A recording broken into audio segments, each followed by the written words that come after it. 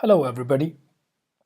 Today we will talk about sampling distribution and hypothesis testing in statistics. How can we use them, and actually why we use them? Why do we need for hypothesis testing? And this is in your course logbook. This is the fourth lecture of this whole session, this whole course. So in the first part of that lecture, we will talk about sampling distribution, a bit about sampling distribution. And then in the second part of that lecture, lecture 4b, we will be talking about hypothesis testing. So let's start. So quotation for that particular lecture is actually drawn from a very famous American economist, Milton Friedman. And what he said actually was, the only relevant test of validity of a hypothesis is comparison of its prediction with experience. So even though we are working with hypothesis testing, well, in a layman term, hypothesis means if you have any assertion about something, if you assume that something will behave in that manner, and through some data, you somehow validate your assumption, and that's what we do in hypothesis testing. But what he says is the only relevant test, which of course is that if you have any assumption, even though we can validate through data, we can only prove it somehow with immense validity through prediction, with experience. If we notice that this will happen also in future, it means it validates our assumption. But we not always do not wait for future. Actually, we need to make our predictions based on our present data or past data. So how do we do that? So what we actually do, we draw random samples, and we usually say that random samples are identical. It means they are same in terms of, in a layman language, and they're identically distributed. It means they all follow a same behavior, same statistical phenomena, same randomness, so to say. They come across from a same randomness, and they all are same. They are independent, they are not depending on one another. Today, what happens today does not influence what happens tomorrow. And similarly, what happens tomorrow does not influence what happens day after tomorrow. Right? And it may be obtained from controlled experiment. The data, the samples can be obtained from a controlled experiment if you have designed an experiment. If you have designed a survey, for instance, to gather some data, you make a questionnaire and you wanted to ask opinions from customers or from people about something. It means you have a controlled experience.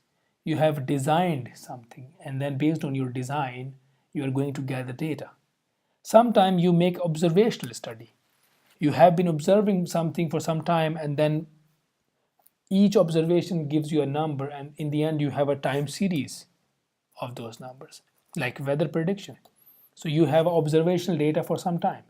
You have been observing weather for some time, and now you have a time series data letting you know about weather at each day, right? So there can be two different ways to gather random sample. One is the controlled experiment or design experiment, and another can be an observational study. Once we have a sample, we calculate a statistic. And a statistic can be a simple mean, proportion, difference in means, sample standard deviations, median, quartiles, percentiles, variances. All of those measures, they can be statistics, which tells us something numerically about sample, and that is what we call a statistic. The null hypothesis, it means that our sample is actually following a population. Remember the notation mu I used for population mean? So now you have to recall some of the concepts we discussed earlier. We discussed the concept of population and sample, and we know that sample should be a representative part of population, and that's what we are doing here. So I have gathered a sample from a population, and I wanted to compare the mean of that sample with the population mean. So here my mu naught, you can think about this mu naught as a sample mean. And then this is my assertion that my sample mean is equal to population mean. So I will test that assertion, I will test that hypothesis. And if that hypothesis is validated, it means my sample was very well representative of population, right? Similarly, we do for some other measures, variances, differences, proportions, whatever measure we have, we calculate that measure for sample and then we somehow compare that measure from sample with the same measure from population. And if they are same, it means sample is a good representative part of a population. It's a one way of saying that thing. Sampling distribution, the probability distribution of values that the statistic can take, they can be normal, they can be t distributed. I'm not going into detail about those distributions, but when we meet, we will discuss more about them. From now on, well, at least for today or until we meet, you can only think about them as a sampling distribution. Central limit theorem, well, it says that if your samples, remember again, keep an eye on the notations. I said x1 to xn and I used xn as a, well, I represented n as small n. Remember what was small n? Well, small n was the sample identity, sample notation for sample, actually sample size, right? So if whenever I say x1 to xn, it means I'm talking about sample, not the population. If they are independent and they are random variables, well, they are identically distributed with some mean and variance. Well, these mean and variances are from population. So I say that my sample is a representative of population with some mean and variances, and that representative can be through normal distribution. So that representation can come from normal distribution. So I say that my mean, the sample mean, follows normal distribution with population mean and also with some deviation.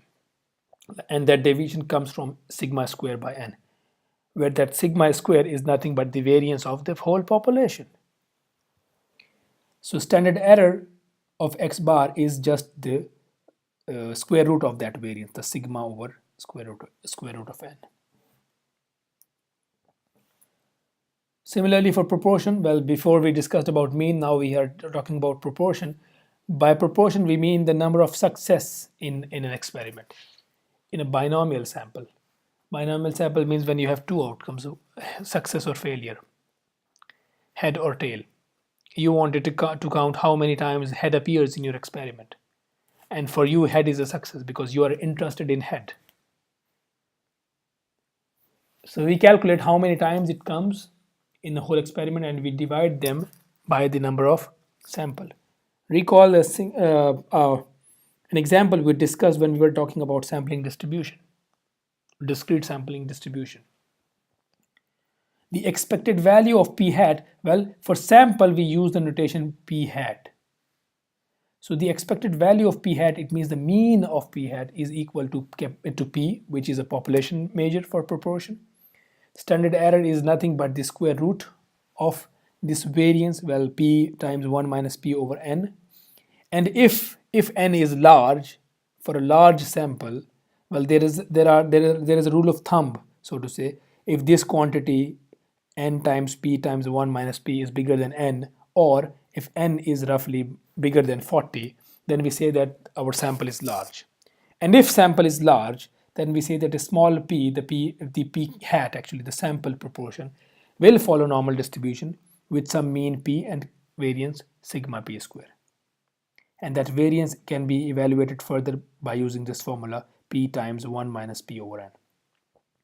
So we will be utilizing those two formulas for mean and for proportion a lot in our hypothesis testing to test whether our sample mean is a representative of population mean or not, or our sample proportion is a representative of population proportion or not, right?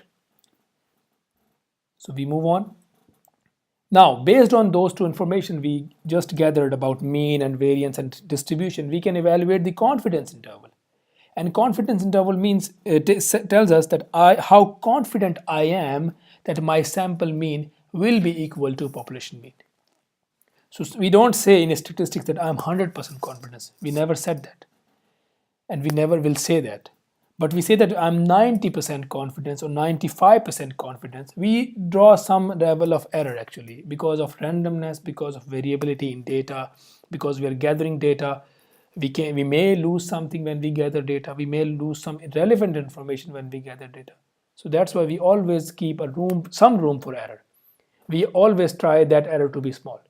And that's why we say 95% or 99% confidence. We set that level of confidence to gauge our sample measure with the population measure.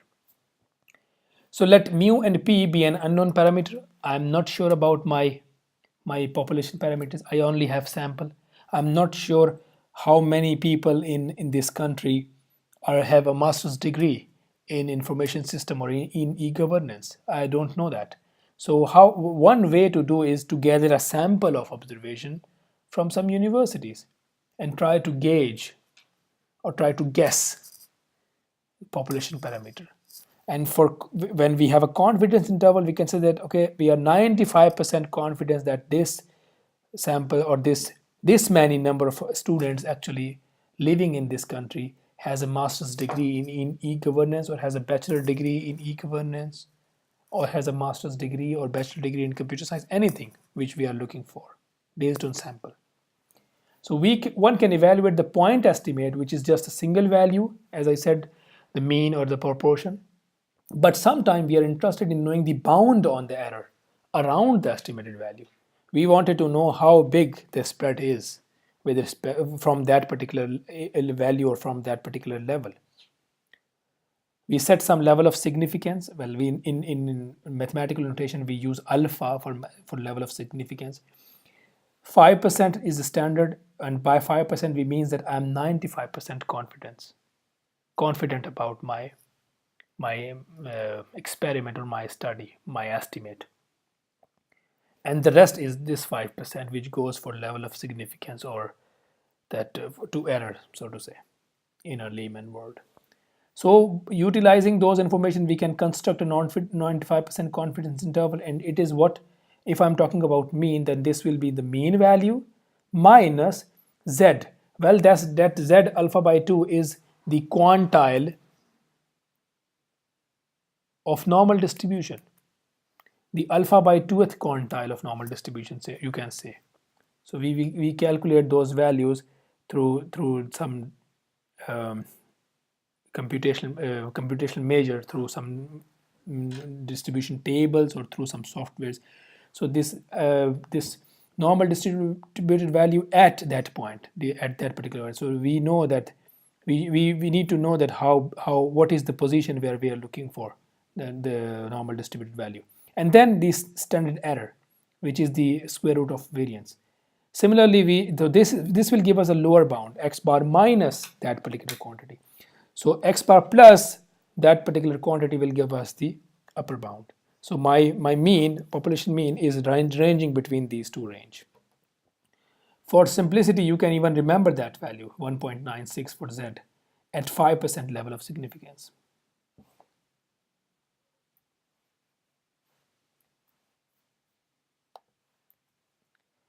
Well, z and t score are also sometimes useful in many ways in terms of hypothesis testing. How many standard deviation are you from the mean? If somebody is interested in knowing how many standard deviation are you away from the mean, one can immediately evaluate z and t score. For quality purposes, this measure is very, very famous. If you have heard about Six Sigma technology, it is nothing but the deviation from the mean actually. And Six Sigma says that, well, in terms of quality, it says that if you have 1 million product, only 3.4 products from the whole bunch of 1 million will have defect.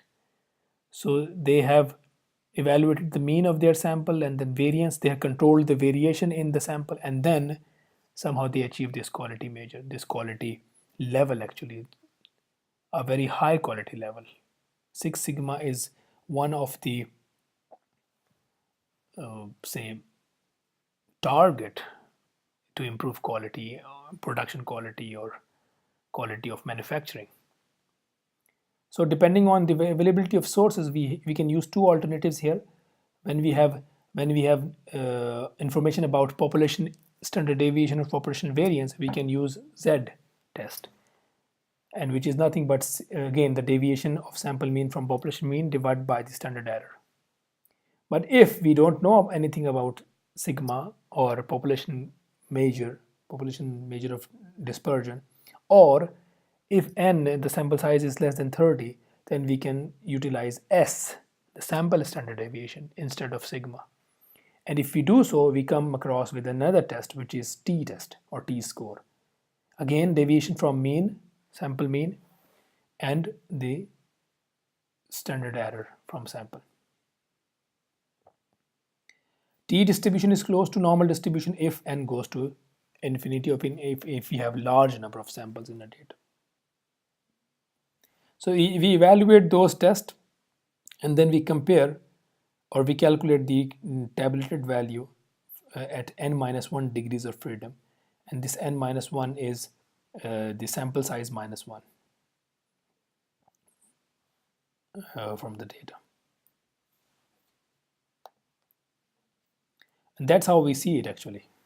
So the confidence region for Z test. So here lies the middle value, and here lies the lower and upper quartiles for that particular case.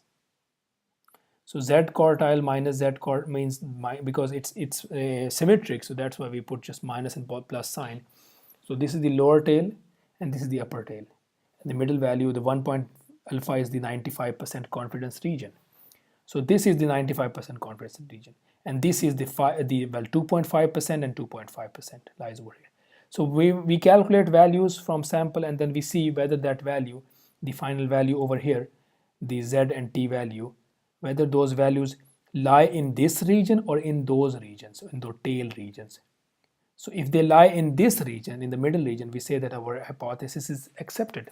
We cannot reject them. Our sample measure is, or our population, I would say sample measure is a good representative of population measure. But if it lies on the tails, then we say that we do not actually accept, we just reject our hypothesis. Similarly, here you see X bar is this region, and then X bar minus and X bar sigma plus that particular quantity is equal. Sometimes the tail can be weird also. They do not always be like that, especially for T distribution.